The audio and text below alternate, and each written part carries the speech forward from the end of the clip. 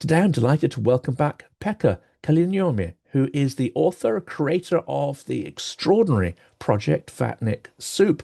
In that series, he introduces pro-Russian actors and propagandists from around the world. This includes so-called independent journalists, politicians, military personnel, and of course, regular grifters looking to make money. The series has various instructions on how to spot a Vatnik, how to spot Russian agents, assets, and useful idiots, and provides a wealth of detail on them. There are now, I need to check with you, Pega, how many Vatnik soups are there? Uh, Even I have to check. So first of all, it's good to be here. I think this is our fourth or fifth time. I It's think it but is fourth fifth. Yeah, absolutely. so yeah, every time it's a pleasure. Let me just check how many, so I'm not spreading any disinformation or misinformation. Um, well, it's not updated. Let me check. So close to 400, close to 400. 400. That is double the amount that I think we logged when we spoke about a year and a half ago. So that is fantastic. And we've got some of our favorites in there, and we're going to be discussing some of those because whereas, you pull from public sources, occasionally, there's going to be stuff in there which potentially is not that you could be sued for it, but is there is going to be some speculation there, albeit highly credible speculation. But unusually, we've just had a court case in the UK against somebody who is, I would say, intimately associated with Nigel Farage, although he denies that connection, given that they've been in the same party three times and that Nathan Gill is the only person that has actually been with Nigel Farage in all three of his pop-up populist parties. It seems ludicrous that they, to claim they hardly know each other. And of course, they've been photographed numerous times. But he's just been convicted of peddling Russian BS for money in the European Parliament when he was an MEP. Have you been following this guy, or has this guy just popped onto your radar? And what do you make of this case? I actually read about Nathan after the court case, after the decision. So I didn't really know much about him beforehand. I knew that he was part of this UKIP and all this Brexit stuff. I think he was heavily Yeah. involved there. Brexit Party Uh, and then Reform. He was leader of Reform for a couple of months, Reform Wales. So he's part of Farage's new project as well. exactly. So he seems like he's quite close to Nigel Farage. And of course, anyone who says makes claims that they are somehow collaborating or whatever are becoming under the risk of being sued. But I'm gonna do it anyway. So I think there's probably a close collaboration. At least there was a close collaboration between the two at some point. Because I mean, come on, three parties and so much similar ideologies. Both have been working for Russia, basically. So Nigel Farage worked for RT. He was paid to do it, and then Nathan did it covertly. So I mean, there's a lot of connections there. Yeah. And this goes even deeper. I mean, this one absolutely blew me away. I spoke to Peter Jukes yesterday, who has been following this case in detail. We've got an episode coming. So this episode is going out tomorrow, which for viewers is the 8th, and the 7th tonight. We got Peter Jukes talking about this. And if you take this Gill character, who is very much associated with Nigel Farage and his political vehicles, in 2019, Gill hosted a roundtable with Viktor Medvedchuk, the longtime pro-Kremlin Ukraine, so-called Ukrainian politician, but actually he is Moscow's man in Ukraine, and of course he was captured and exchanged, one of the largest prison exchanges, given, and that tells us what value Putin places on it. Vladimir Putin is, in fact, the godfather to Medvedchuk's children or child. And it seems that Gill was incredibly closely associated at some point with Medvedchuk. I mean, that is an extraordinary level of connection to, I would say, the aristocracy of Russian influence campaigns. Yes, and if you look at the connections even more, I mean, Viktor Medvedchuk, how important is he to Putin? He was traded to hundreds of Mariupol defenders from Azov.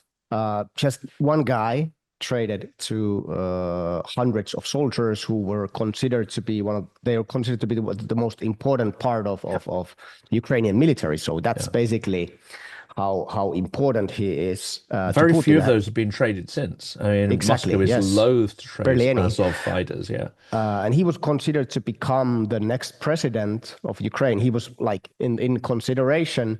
I think he was in Belarus during the early days of the full-scale invasion, Yes. so he could come in very quickly. And basically, he is the Putin's favorite guy in Ukraine, so favorite oligarch. He owned a lot of the media there, and his media, like TV channels and radio channels and all that, they spread a lot of pro-Kremlin propaganda while Medvedchuk was still in Ukraine. So it's a massive. He is probably the closest ally, Ukrainian ally to Putin. And how important is it that you now have this figure who, of course, is important in, let's say, British populist politics, and, of course, intimately linked to Brexit, definitive proof that actually it's possible to buy direct influence through proxies to get sort of narratives framed and questions asked in the European Parliament. I think he's been convicted from 8 counts of peddling Russian narratives as an MEP. First of all, I just want to as an anecdote, I checked Nathan's social media from that time, and his tweets barely got any attention. So I mean, on social media, he was meaningless. But I mean, once you're a member of the European Parliament, you always have an audience. But you're basically a public figure. Everything goes online, so it's very easy to amplify and spread these narratives. We have seen some examples. Claire Daly from the UK. Anyway, Nick Wallace and Claire Ireland, yes. We want to Ireland. Yes, disown sorry. her. Yes. Yes. Nothing to do with Claire us. Daly and Nick Wallace, they were the dynamic duo, the pro-Kremlin dynamic duo for a long time. They didn't get continuation for their parliament positions. Tatiana Stanoka, who from Latvia, who was also part of that gang, she turned out to be a Russian spy. Like close connections to FSB. So once you get someone like this, a propagandist inside the system, the European Parliament, then you have a very loud propaganda megaphone that can be used against the system. So this is basically what they've been doing, and just kind of discovering these connections, even though I don't remember. I honestly don't remember hearing any pro-Kremlin propaganda from Nathan Gill, maybe because he was not very good at what he was doing, but still being paid to do this, it's a pretty big kind of sign that this is happening on large scale. This is like currently in the European Parliament, there are some members who, like, I'm not going to name any names, but they could be perhaps paid by someone to spread these anti-EU narratives, often anti-Ukraine and anti-EU, because it doesn't really make sense for these people to spread pro-Kremlin narratives. It's like, well, Putin is the greatest leader in the world. It just doesn't work anymore. So you have to focus on different things. You have to focus on being anti-EU, for example, or saying that, okay, we need peace in Ukraine. We shouldn't send any weapons there. And this is kind of like how they operate these days. Бажаємо міцного здоров'я. Ми бійці батальйону безпілотних систем Black Raven 93-ї бригади Холодний Яр виконуємо бойове завдання на Константинівському напрямку в Донецькій області. Для їх успішного виконання наш підрозділ має потребу в пікапах для виїзду особового складу на позиції, евакуації, своєчасного підвозу боєприпасів, дронів та обладнання в район ведення бойових дій. Звертаємося до YouTube-спільноти Silicon Curtain та Джонатана особисто з проханням допомогти підтримати збір, а також до Car for Ukraine та Бандера Мобіль з проханням допомогти з купівлею, підготовкою та доставкою авто на фронт. Слава Україні! Героям слава!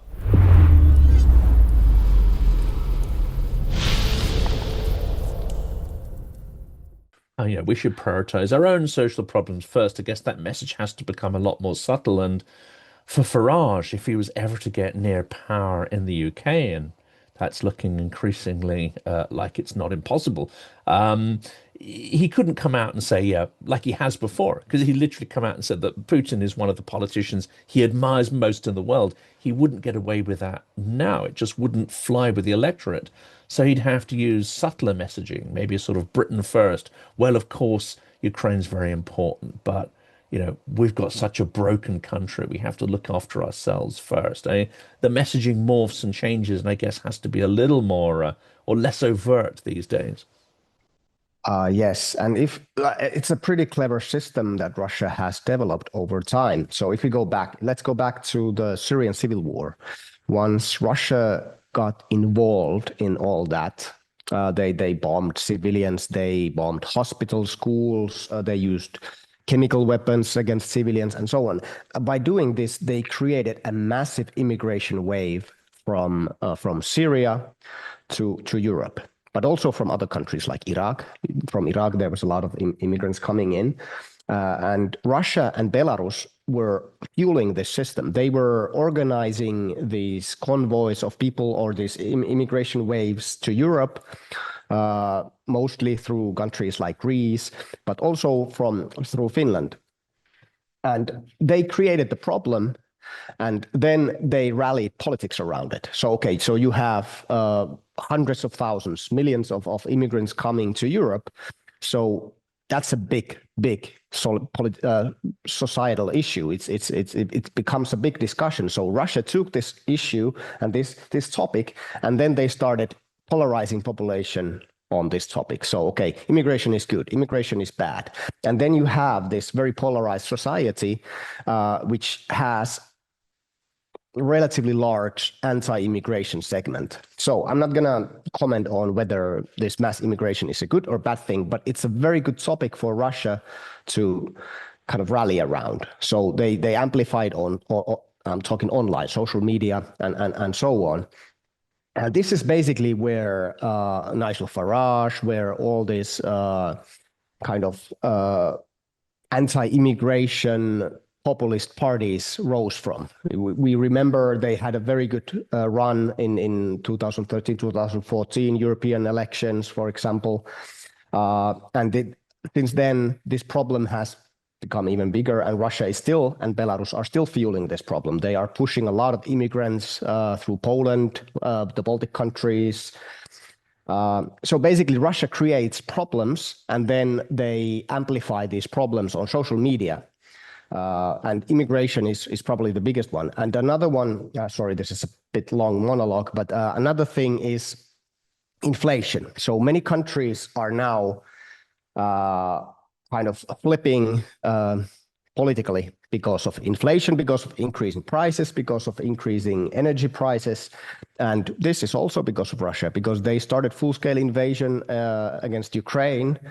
There is an energy crisis still in Europe, and we still haven't been able to recover from that. We are still buying Russian fossil fuels via India, for example. Food prices are high because of this war. There's high inflation in many EU countries, and this is basically also where Russia operates, is everyday life of people. What many people don't care about the war in Ukraine. That's the reality of it. They care about the price of bread. They care about the price of energy. They care about the price of life. And if it becomes unsustainable, they vote otherwise because they are looking for a change. And these populist leaders, they are offering this change. They are offering very simple solutions to complex problems. And what we'll see in the near future, in the next 5 years, is that these populist parties, they will fail to tackle these problems because there is no simple solution to them. But this is where it gets more pernicious, isn't it? Because even despite the failure to tackle the problems, unlike traditional politicians who will then go back and look at the complex causes and try to adapt, if they've got any kind of, let's say, if they're adults, populist parties will turn around and blame others, minorities, for the failure. They will seek to find scapegoats and actually mine that resentment. So this seems to me like a very negative feedback loop, whereby them damaging the economy won't necessarily give blowback to them. they'll be able to use that as an excuse for a further slide to authoritarianism. We're seeing that in the US. I mean, the extraordinarily poor economic decisions being made, and yet it seems not to fundamentally be affecting the popularity of Trump.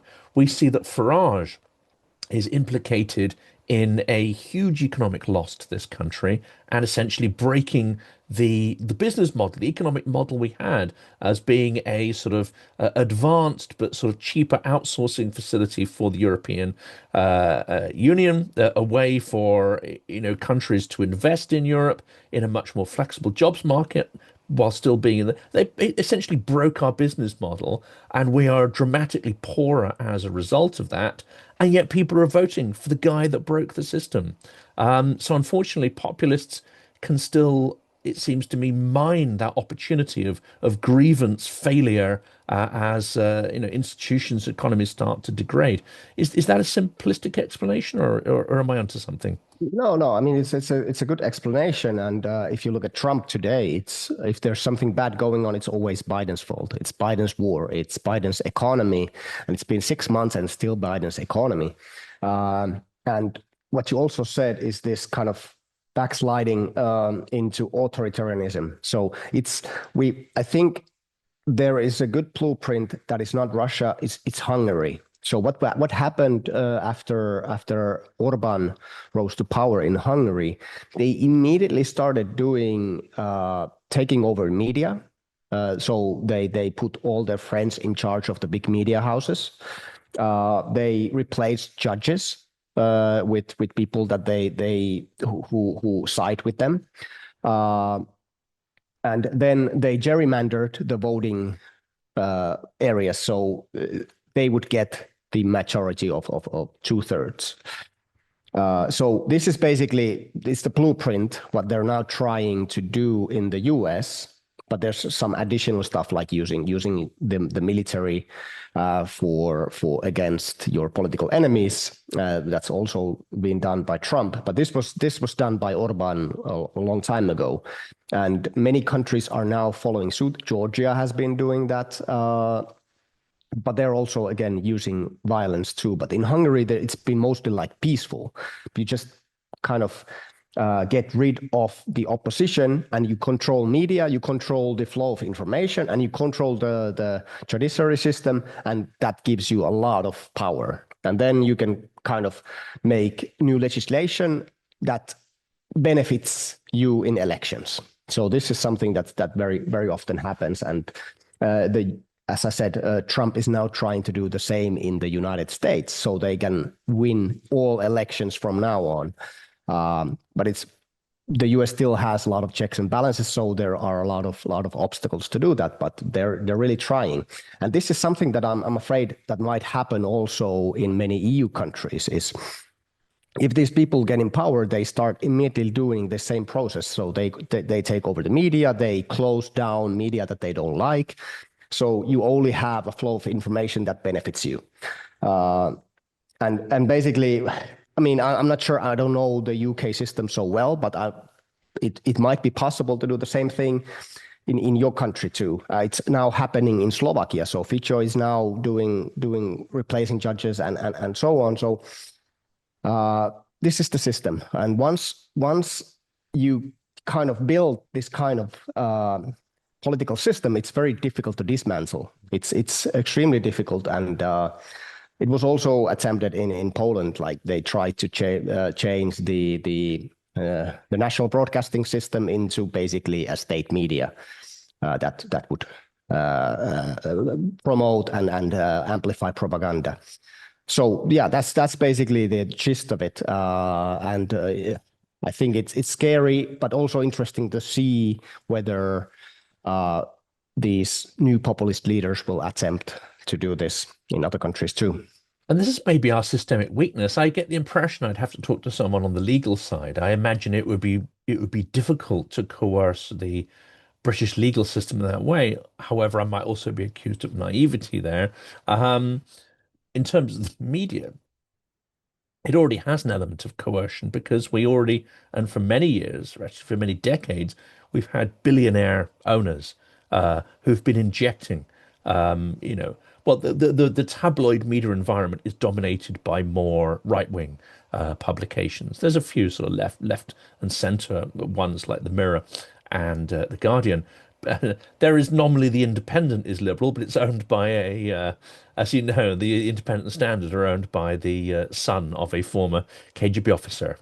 The former being in brackets because no one believes that there's such a thing as a former KGB officer. So we have a fairly I would say, dangerous environment already in the media. And the BBC, you know, nominally is probably not going to jump onto extreme pro-Russian narrative. It doesn't have to, because it has fallen since Brexit into an extreme normalization of the situation we're in. And so 2016, for me at least, it's felt like we're living in some almost like Soviet parallel reality where the things that are important to me, you just don't see them really being discussed in detail and at the scale and weight that's required.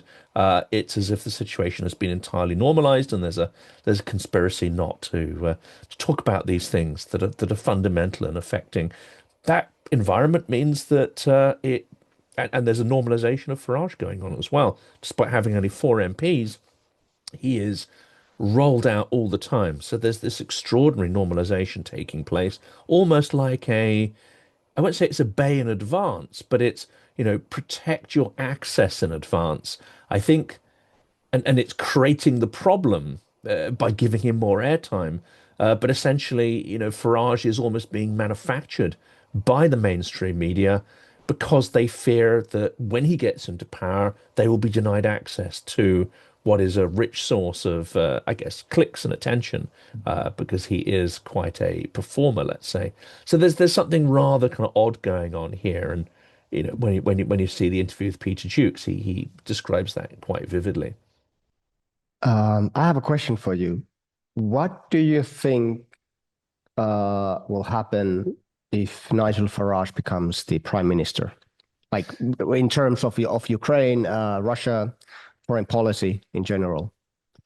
Well, here's I'm going to say something rather controversial here, which is, you know, we've talked about Trump as being a Russian asset at various points, but actually his recent change in narrative tone suggests that he is perhaps influenced by Russian narrative and not directly. You know, they managed to inject information or narratives into his ecosystem, and they have done quite successfully, but that's not, it Sorry, seems, yeah.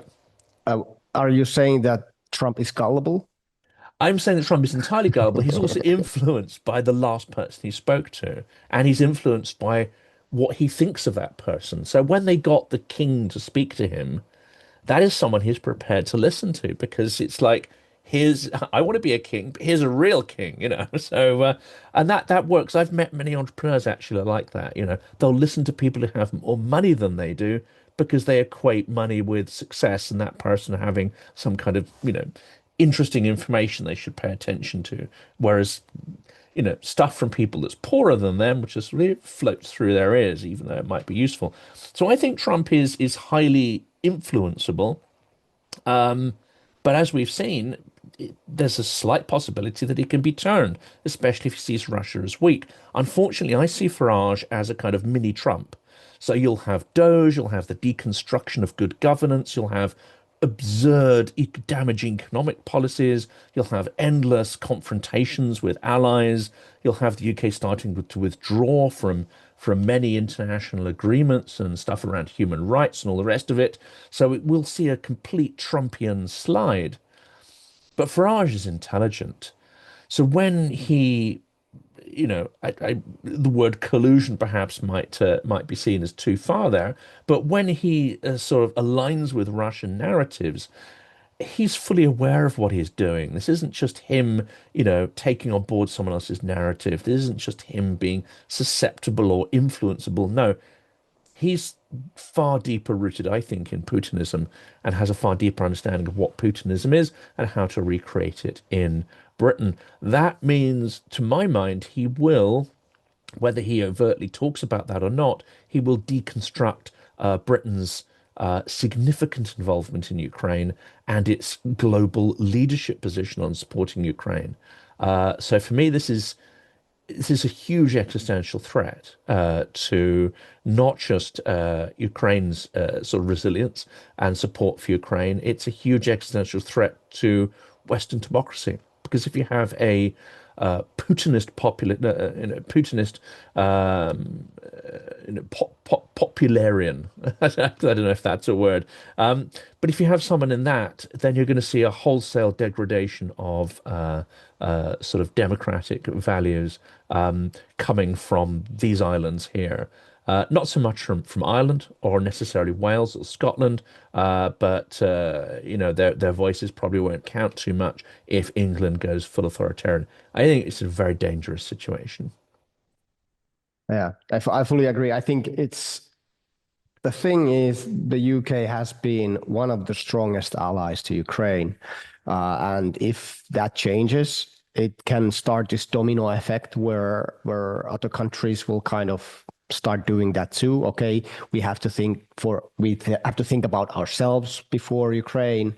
Um, we have to like our economy is in shambles, so we have to stop sending military aid or humanitarian aid or support Ukrainian businesses and do collaboration with them. So I'm a little bit afraid of this because the UK is such a big ally, and it was the same with the US, and we've now seeing like whatever happens in the United States, it's kind of usually politically, it often mirrors to Europe too. So Yeah. if there, even though people see the destructiveness of Trump's policies, it's just the domination in the whole media landscape of Trump. Basically, it can create this rise of populism in many European countries, and many European countries are in danger of becoming basically pro-Kremlin. Germany right now in Germany, AfD is the biggest party. Uh, they're polling over 30%.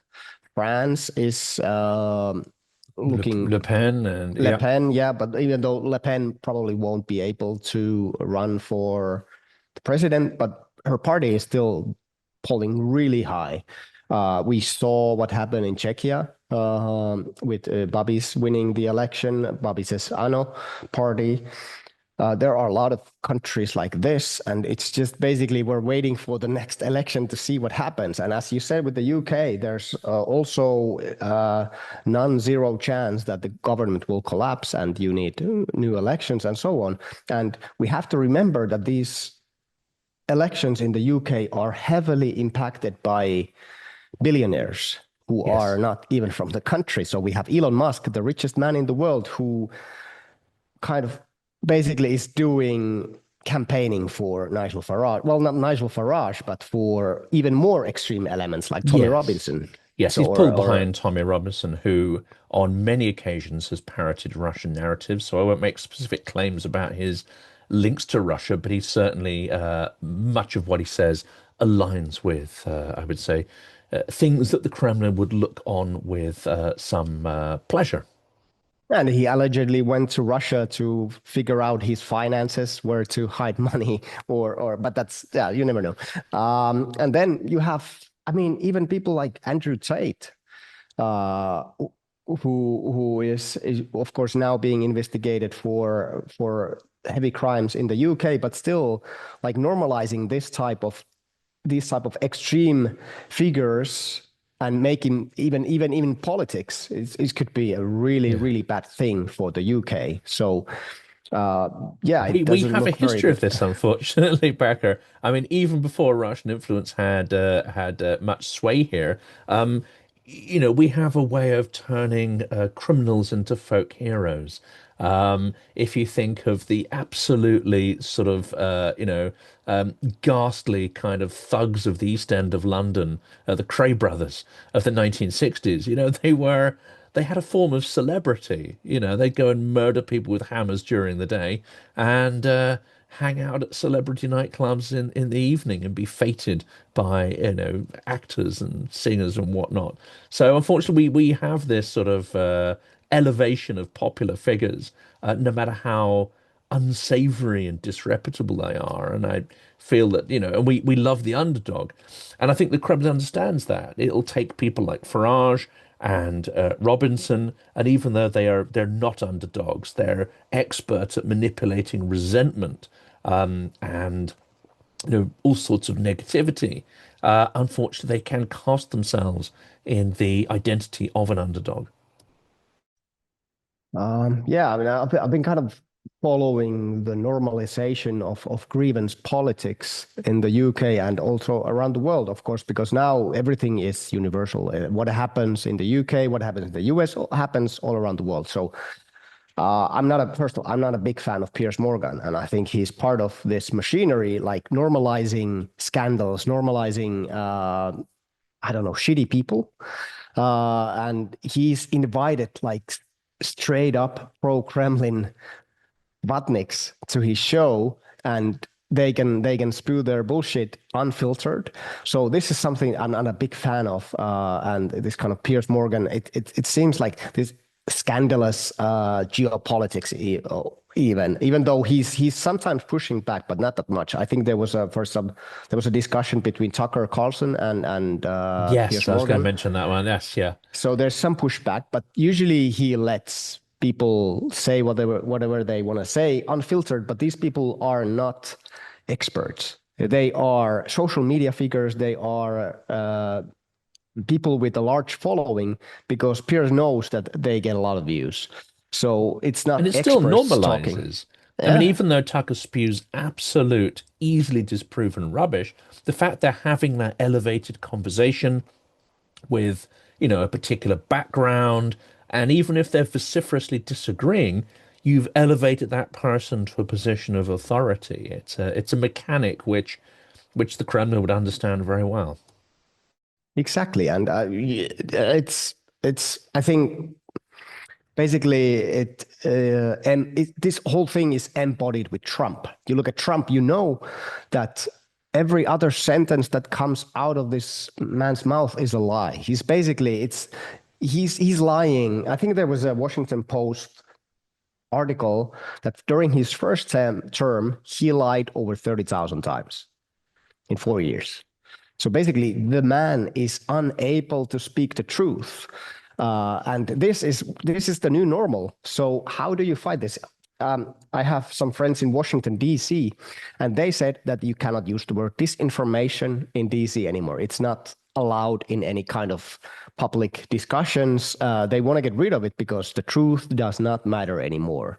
And I think this is also at the heart of populism: is you can say whatever you want if it gives you these nice feelings, if it gives you these good emotions or bad emotions like disgust, hate, it works. And that's the most effective way. You don't have to.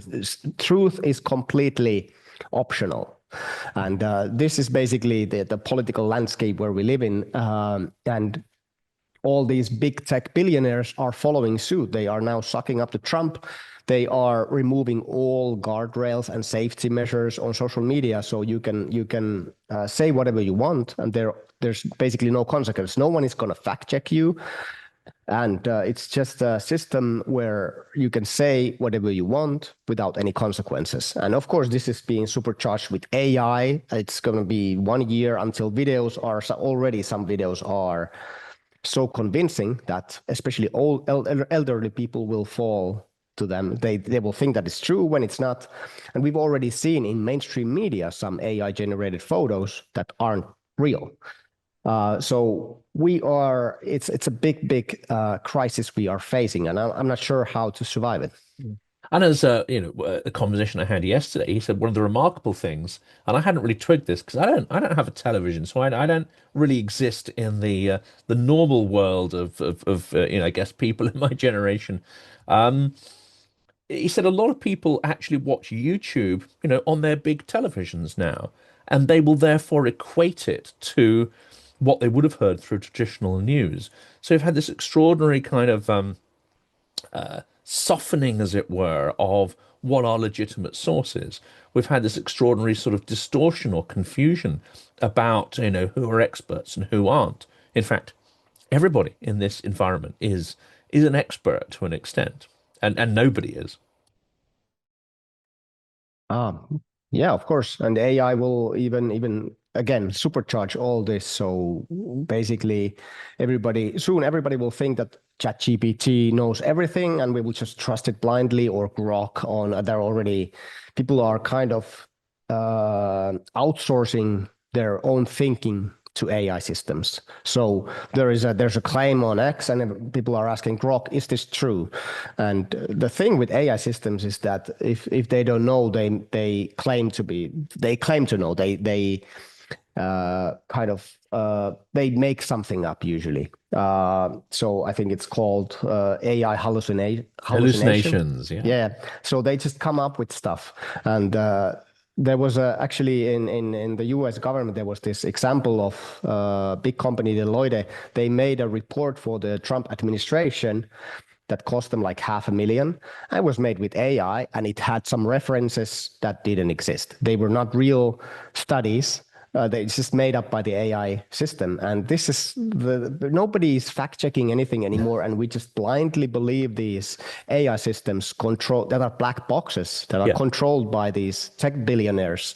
I mean, the irony is if you're capable, you can use those systems to do reasonable research, but you have to create a very structured query. I mean, my background is hacking Google. So I'm quite good at sort of creating very, very precise structured queries. You can ask an AI to cross-reference. You can ask it to directly quote without making changes to direct quotes. You can ask it to give attribution for every fact and figure and quote and cross-reference with other sources. You can get it to do that process, and then it comes back with pretty good information. You can ask it to structure it in a certain way and give it a certain tone. And it'll sort of work. And my methodology is then to go and 1 in 5 details I go and directly sort of cross-reference and fact check manually just to make sure to spot check that those structured queries are still working. But who does that? I mean, the public will not do that at all. They'll ask a simple question, and in essence, as you say, they'll get an answer back which might be 90% correct. That 90% is critical because if you go back to the early days of RT, it may have been 90% factual, albeit with a very strong editorial bias towards, focusing on problems, not solutions. But essentially, we've created a sort of a disinformation machine, which we're quite happily, jumping into daily, hourly. Exactly. And the thing about Grok is also that it is heavily influenced by Elon Musk.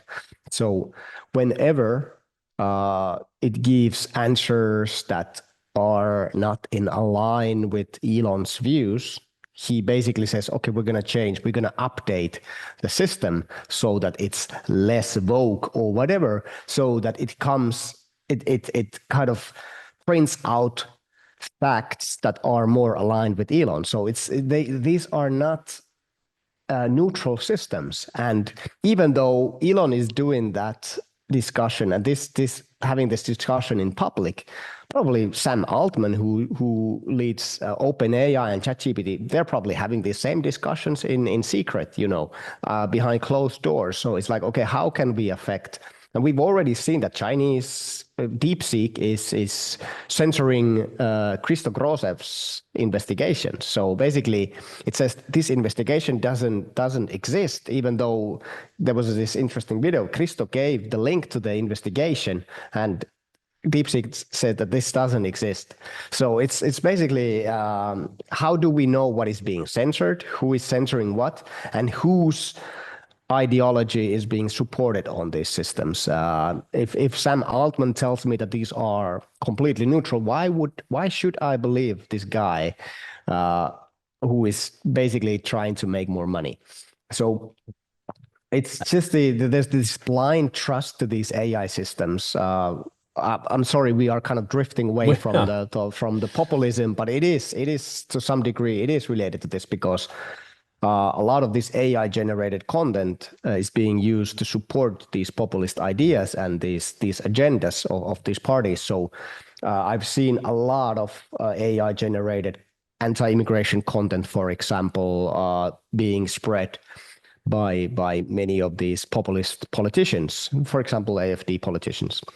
And also, as you mentioned, it outsources critical thinking. So not only are you getting answers that may be distorted by sort of bias and certain, sectional interests, we are exporting the faculty, the practice of thinking critically and examining information. If we go back to one of the godfathers of this, Steve Bannon, I think he's a fascinating figure, but he's one that is at the nexus of injecting far right information, injecting conspiratorial information into the European political system, and indeed in trying to unite these pop up populists into more of an aligned network, a cooperative network. So, what are your impressions of Bannon and the leaders of this kind of authoritarian slide that we're seeing? Um, I mean, Bannon has been very central figure in the rise of Trump, for example. He helped the Brexit Party with the Cambridge Analytica with this data, and I think he's one of the early pioneers of using big data in elections and all this. So basically, the Cambridge Analytica case was kind of a precedent to well, first of all, it enabled the rise of Trump's presidency. It helped him immensely, and also it helped with Brexit. So it was Bannon really knows what he's doing. I think maybe today he's not as important figure anymore because I feel like he's distanced himself from Trump a little bit, or Trump has distanced himself from Bannon. And he's kind of in these internal disputes between other, even more far right influencers online. But he is a pioneer of this system very much, as is, for example, Peter Thiel, who has been also involved in re-election of Trump and but yeah, basically, he was one of the early ones who understood the importance of data, importance of kind of the name targeted marketing and influencing campaigns within elections, and these things are now being used in many elections. I think Elon Musk is very good at this. He's been using data and AI to analyze where his efforts should go when it comes to campaigning in elections and so on. And I think he will do this exact same thing in the upcoming UK elections, whenever they are, in 3 years or sooner. So he will use all his might and use this kind of tools that Bannon was pioneering against the electoral system in the UK.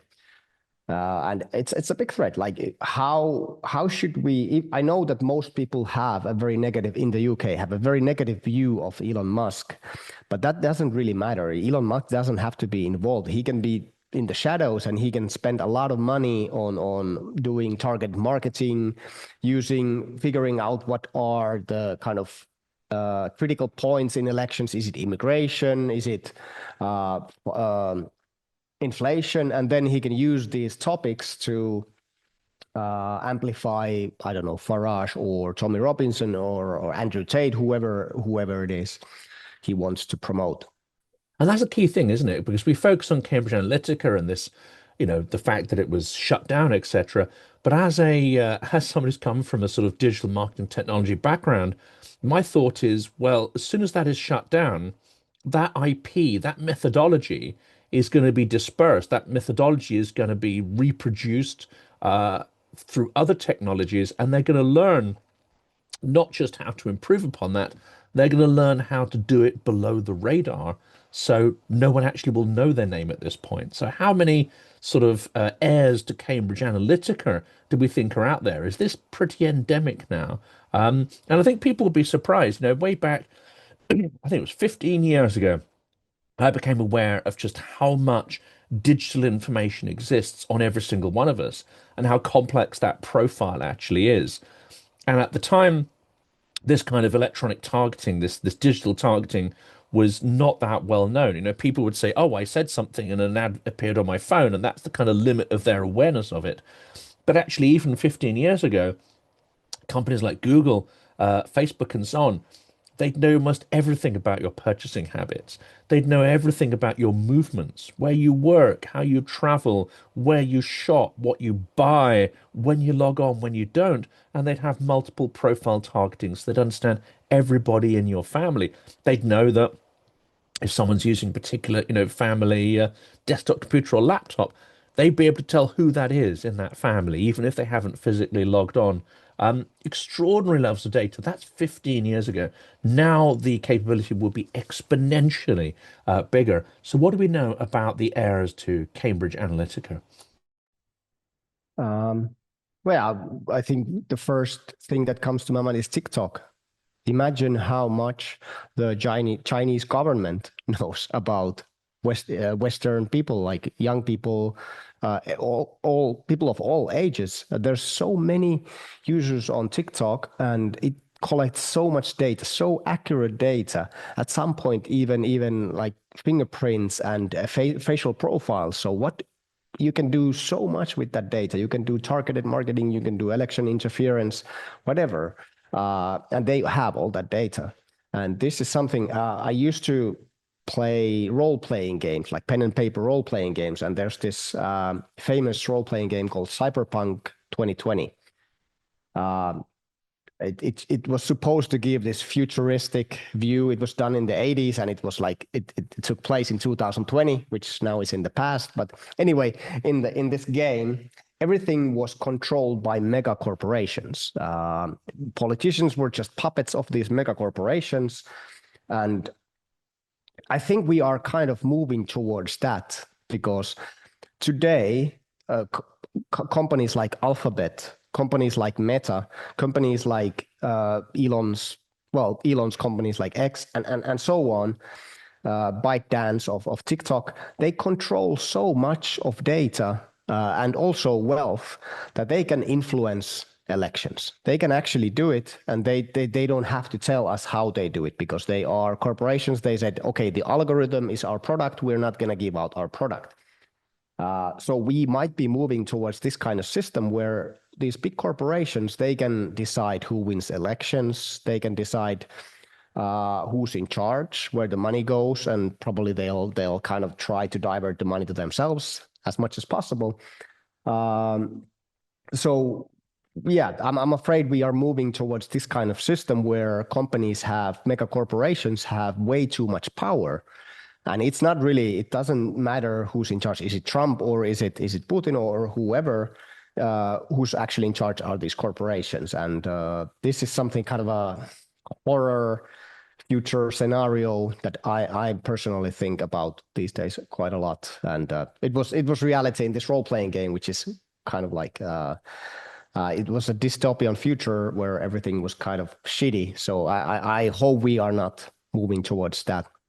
And of course, some libertarians will say, well, that's great because these large corporations are like a defense against authoritarianism. But actually, what we've seen under Trump, indeed, what we saw under Putin, is that so-called that same argument was made about the rise of oligarchs, that actually, you can prevent the return of a dictator in Russia by having powerful oligarchs.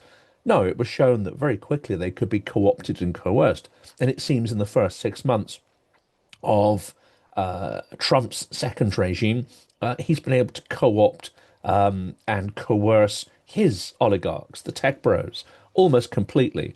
One can envisage a point where the data is no longer siloed in these corporations, but becomes opaque and accessible to a dictatorial government. That seems to me a very clear scenario.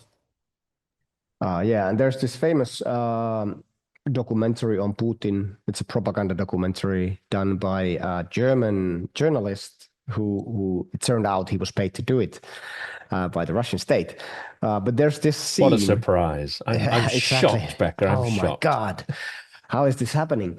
Anyway, there's this scene where Putin commands Oleg Deripaska to come to sign a paper where he kind of gives some of his power away. And it's this he's Putin is very dictatorial in that scene. I can send it to you later. But it kind of showed that what's now happening with Trump is making all these company CEOs to bend the knee. So, okay, you're going to pay me in court settlements, tens of millions because you defied me before. So it is already happening, what you're saying with Trump. But overall, I think it's the mega corporations. It's these big companies that will survive, and they are gaining more and more power. And their strategy is probably like, okay, we can manage this for 4 years. Trump is what, 78, or anyway, closing in on 80. We can survive this, and we can make much more money if we comply and if we work with Trump, and we can come even bigger. So it's basically dictators come and go, but these mega corporations, they remain, and we've seen that they have an immense power. And with you look at Meta and you look at Mark Zuckerberg, he's basically bending the knee to anyone who's the president. He complied to whatever Biden asked or the government at that time. But then once Trump won the elections, he quickly became pro-Trump, who's taking off all the guardrails on social media and stop doing any fact checking and so on. So they always adapt, they always adjust according to who's the current leader. But then these corporations, they will remain, and that's basically what I'm afraid of. Even dictators, they come and go, but these corporations, they stay. And the last question here, and this seems to me maybe a tenuous one, but hopefully it kind of brings some of the stuff we've talked together. If you look at these pop-up populist parties, they don't have a history, they don't have a culture or an internal democracy. And if we see Farage, I mean, he's something of a micromanager, it's been said. You don't have any kind of institutional history there. And it seems that where we're going, and this is where corporations are very much aligned with a sort of a flavor of Putinism.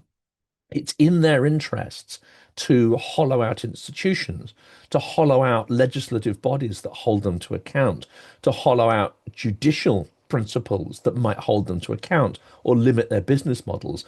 And it's in the interests of the populist parties to do the same. It's the interests of Putinism to do that on a macro scale.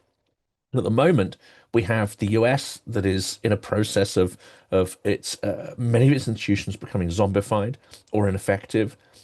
You have the European Union, which is still, I would say, a bastion of sort of old school institution building, and where certain sort of legal decisions are still larger than the corporations. This worries me because it would seem to me that Trump, to an extent, but certainly Putin, would see, like they saw Ukraine as an impediment to the resurgent Russian Empire, they see the European Union as something that needs to be deconstructed because it's an institutional block to their power and influence.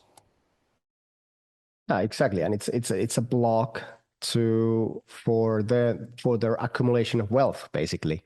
Also, so I I think Trump is he wants to be the president so that he can make a lot of money, so that he can get. I think that's my theory on Trump. He wants to become extremely wealthy while he's the president, and that's basically. And there's other people like Stephen Miller or people from the Heritage Foundation and the pro tech billionaires who have their own agendas, who they try to inject their agendas to Trump. But for Trump, what matters is money and gold and hotels and all this fancy stuff.